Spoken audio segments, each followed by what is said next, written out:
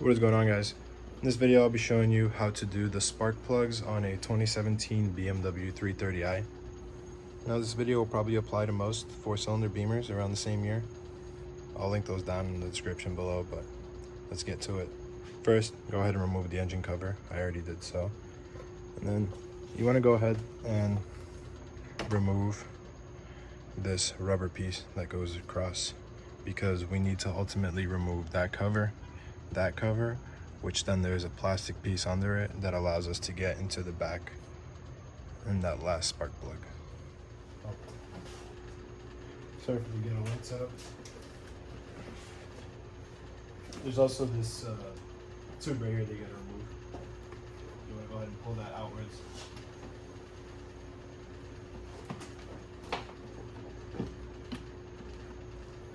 Once you have that free, go ahead and pull this forward. Should come right out. Here I can show you, there's that lip that wire or whatever went through. So once you've done that, go ahead and remove the two covers. Take out this battery cover. Go to the other side. Take out this cover. Sometimes they could be held in by these little 3 bolts in the back. Sometimes they don't, so doesn't matter. Usually I just rip them off. And now next step is we're actually gonna have to remove this bar that goes across to the strut. So first, grab a flathead screwdriver and remove these 2 little caps, because that's the access holes in the back, without having to remove the windshield cowl. All right, so once we have our screwdriver, go ahead and just pop these covers off. It can be brittle sometimes, but this car's fairly new, so these are still fresh. Just put those aside. And now we'll see these 2 E-Torques in the back over there. So I actually don't have an E-Torque bit that's big enough, but a 12-point socket will do. This one's a 15.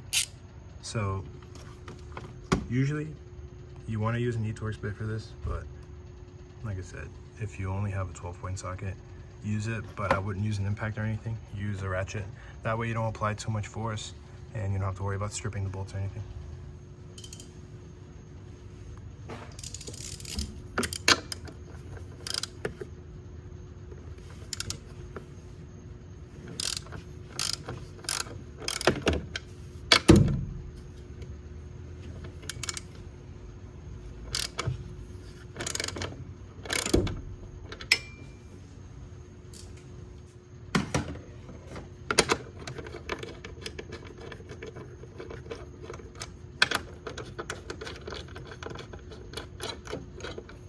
Go ahead and pull those out. What do they look like?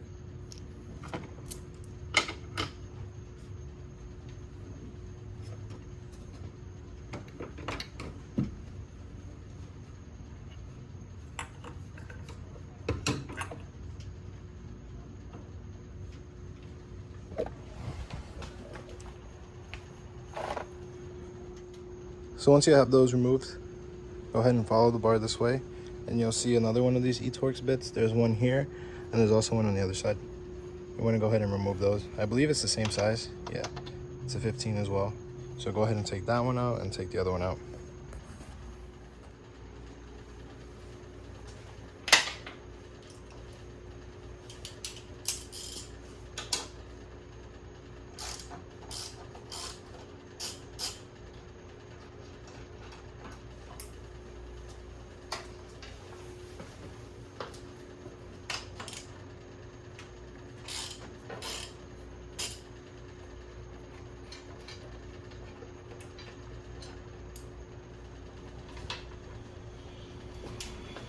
So actually, once you have those out, you should be able to just lift the bar up and pull it out.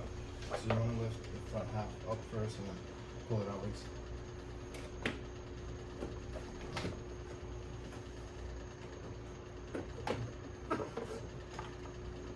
There it is. Alright, so once you have that bar removed, we have to remove this plastic piece that goes over right here. And there is 3 10mm bolts on this side, and there's also 3 on this side. So go ahead and remove those, and you can be able to pull those up. Just to make my life easier, I'm using a impact, and I like to put a swivel socket on the end just to make it a little easier for me to reach the ones that are in the back.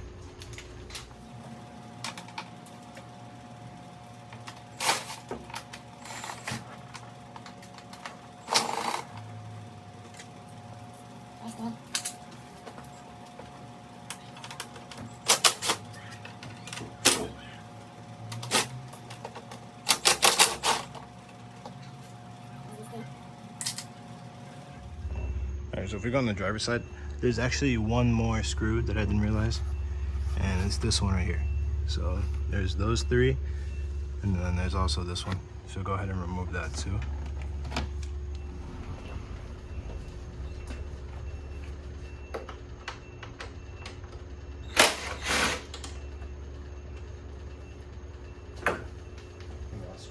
Once you have those screws removed, you should be able to just lift the plastic up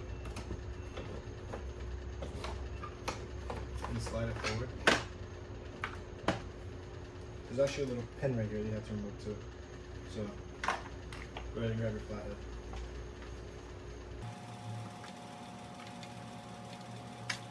Alright. Here's the plastic. Here's the little pin. So once you have those top components removed, go ahead and remove this heat deadening, sound deadening material that's on top of the engine. Just go ahead and pull it out. Depending on the age, it could fairly rip easily, but this one we're good. So that gives us access to these 4 coil packs. Alright, so once you have the covers removed and everything and you have the coil packs exposed, we need to go ahead and unclip every single one of them. So just to show you how that works, these are the little clips. There's this little white tab on it. What I'll do is I'll go ahead and grab a flathead, but just be careful because this can actually break if you're not careful with it. Put it in between the black and the white and just twist it slightly so you just hear it pop out like that. Then you'll see the tabs actually protruding a little bit out more. Go ahead and push it downwards and just wiggle it out. Try not to pull on the wire. That should just, pop it right out. So go ahead and do that for the other ones.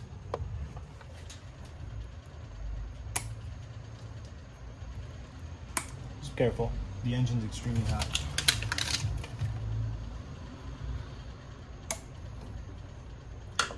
Personally, I like to take these out. If you're working at a shop, just keep going. It's not a customer's car, but since we own this car, it's not a problem. It just gets in the way.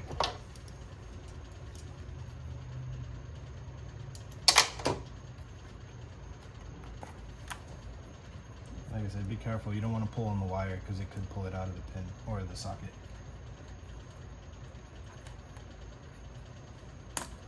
You can be a little stubborn sometimes. Sometimes you actually have to push them in a little bit to get the stress off the tab so you can then pull it back out.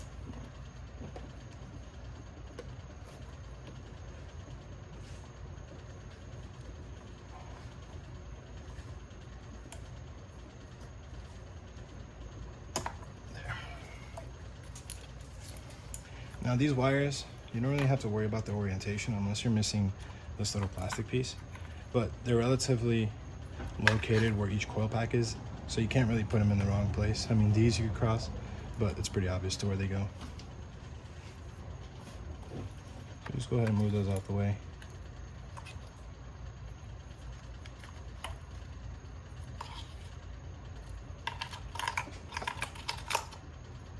And now, you see here on each of these coil packs there's actually a little e-torque screw. Now that one is a E8 e-torques and I'm using a 1/4 inch ratchet. Go ahead and remove those so you can remove the coil packs.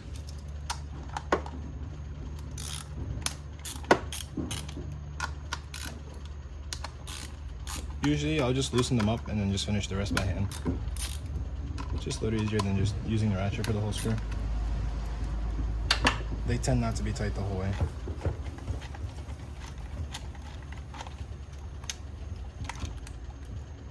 Some of them are captive, I'm pretty sure these are.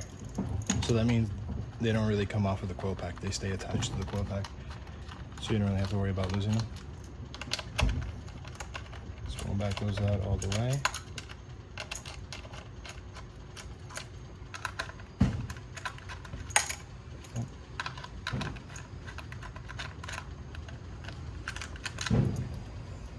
Once you have those loosened, you can actually go ahead and just pull them out. I'm gonna say it one more time just to be safe. Just be careful, because if the engine is hot, these can be pretty hot too. So just go ahead and wiggle them out. You could put a little bit of a twisting motion and a little bit of wiggling, but don't apply too much pressure. And just pull them out. Sometimes they can be stubborn, so.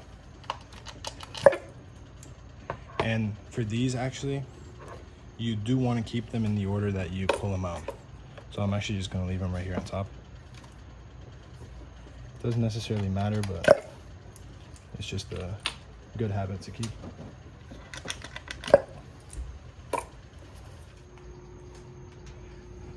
Okay, so once we have the coil packs off and we have the spark plugs exposed, we can go ahead and actually remove them. Now, a good rule of thumb, or a good trick I like to use, is to determine which size that you need for your spark plug is I'll actually grab the new one and I'll just use that as a comparison. But for this car you'll need a 14 millimeter 12 point. These spark plugs are a little different than usual. That fits right in. Now actually mine, the rubber fell out of it, so I actually have to use a little extendable magnet to pull out the spark plugs. So you'll see me do that.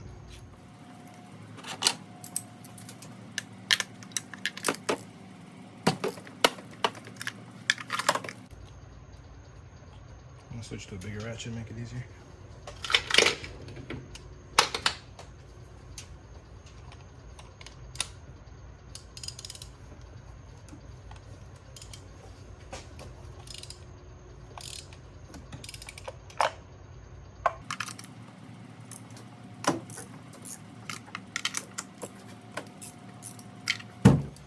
Just to make life easier, once I've actually loosened them up, I'm just gonna hit it with my gun to back them the rest of the way.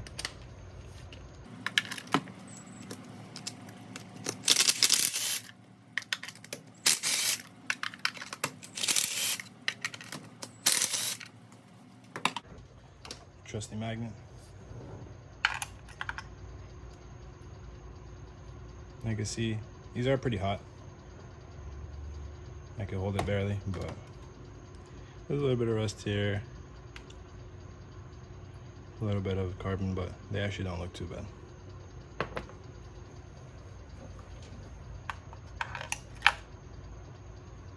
This one as well. This one actually looks a little more burnt up. So that's what's in it. 1, 2. Oh. This one looks probably the best so far. 3. This one looks pretty good too.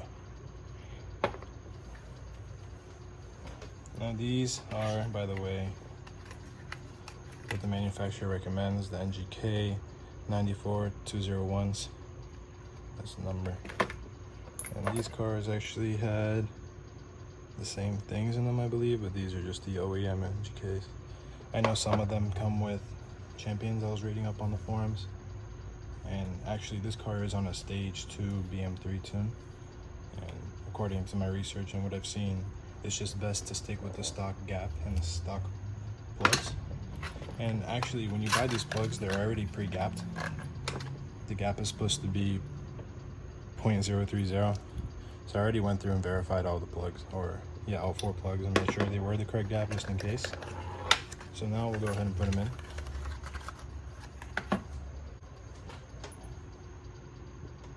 Now before we put them in, actually what I like to do is I'll put a little bit of anti-seize on the threads, just so we never have any problems in the future. Just be careful because this stuff gets everywhere and it's already all over my hands. But just put just tiniest amount, barely need anything on the threads, just to protect and make sure it doesn't seize up for the next run. I'll go ahead and do that to the rest of them and put them in.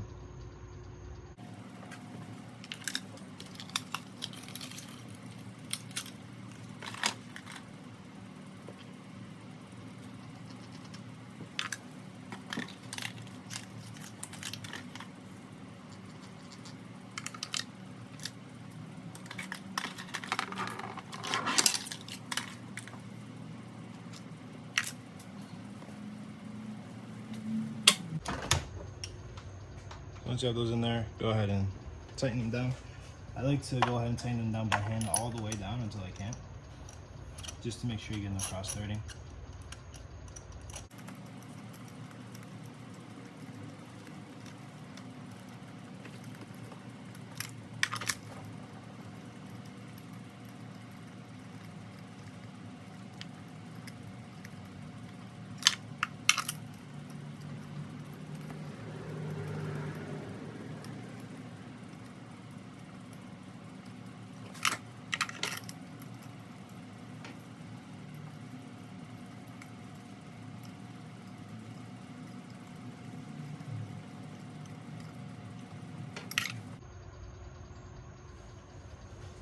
And so once you have those tightened down by hand as much as you can, go ahead and grab a ratchet. Now for the tightening, I like to use a smaller length ratchet.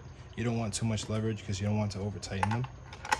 Now, I'm not sure what the exact torque specs are. I could put them up in the description when I find them, but I don't have a torque wrench either, so that's not really gonna help for me in my case.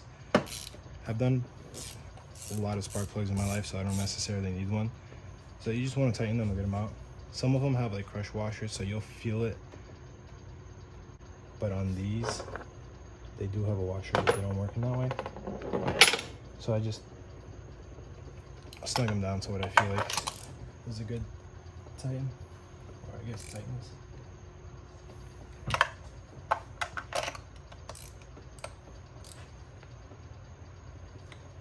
But if you do have access to a torque wrench, I definitely recommend using one, even if it's a Harbor Freight.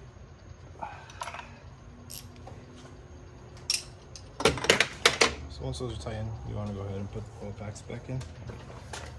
And remember, put them back in the same order that you took them out. Or not same order, but put them back in the same location where you took them out of.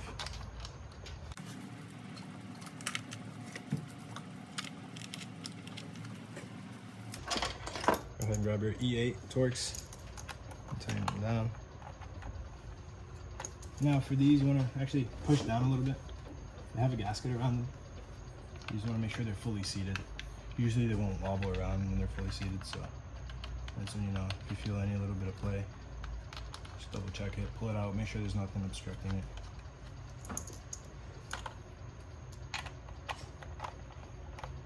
Another thing I forgot to mention is always match up your spark plugs.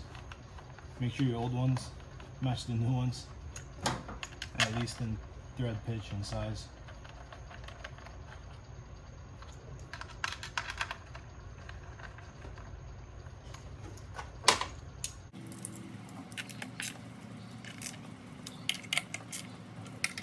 Once you finish tightening them down, go ahead and put the plugs back in.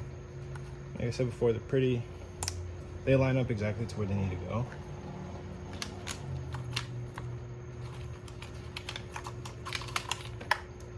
Now once you plug them in, I'll show the camera closer so you can see it.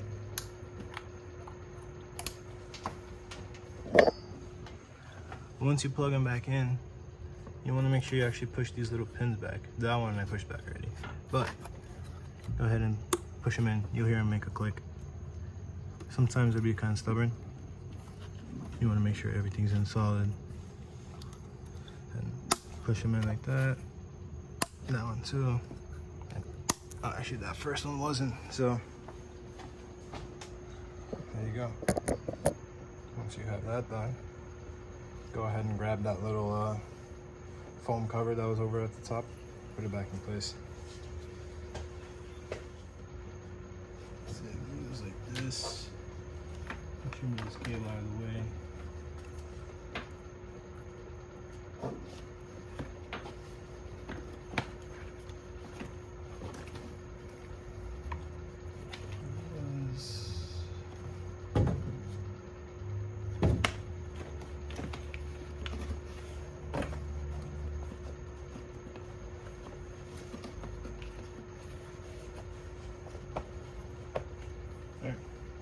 So once you have that back in, go ahead and grab that plastic cover, slide that back in there as well.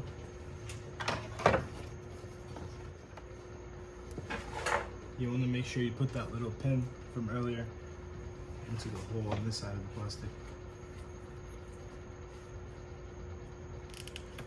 First,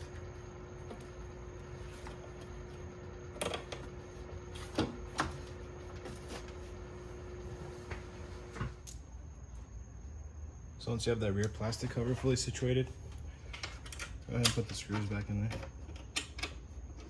There's 3 on this side and 4 on the other side.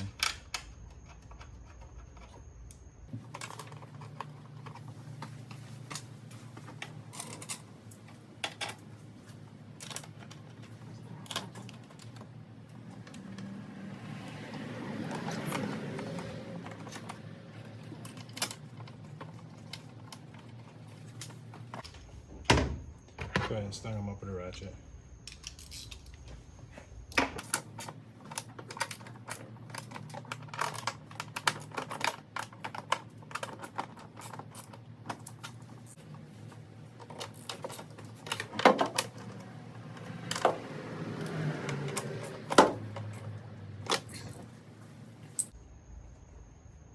Alright, so once you have that panel fully secured, you want to go ahead and grab your Strut support bar or whatever this bar is and put it back in place.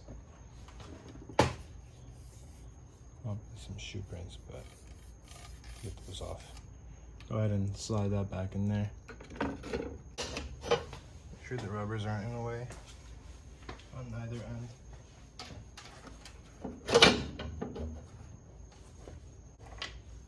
Then go ahead and put your screws back, or bolts, not screws. Put the 2 on the top over there back as well.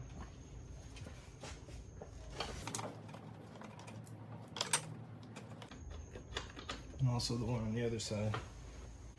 Go ahead and tighten them down with the ratchet. I like to just snug them all evenly first, and then I'll go ahead and tighten them down.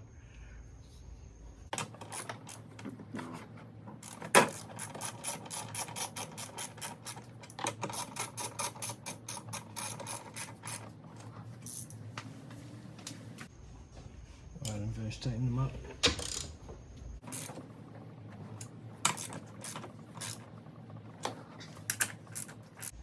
Once you have those tightened up, you can go ahead and put the 2 covers back on the top of there. I actually dropped one down there, so I have to go grab that after the video, but put one here, and the other one can go over there. Then you can go ahead and grab your plastic covers that go above. This one for the right side, or did I say the driver's side?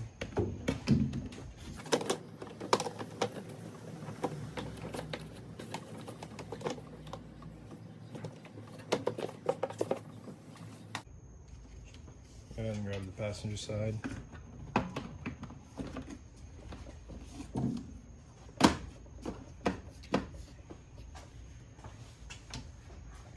Now go ahead and grab your weather strip protectant. And these grooves in the back will slide onto this metal bar right here. Just lay it out, make sure you have it even. They do go some amount under the rubbers on each side right here, on that side and on that side. I'd say maybe about 1 inch on each side. Just try to even it out as best as you can. Now once you finish putting that on, or struggle putting it on like I did, go ahead and put this cable back into these little grooves.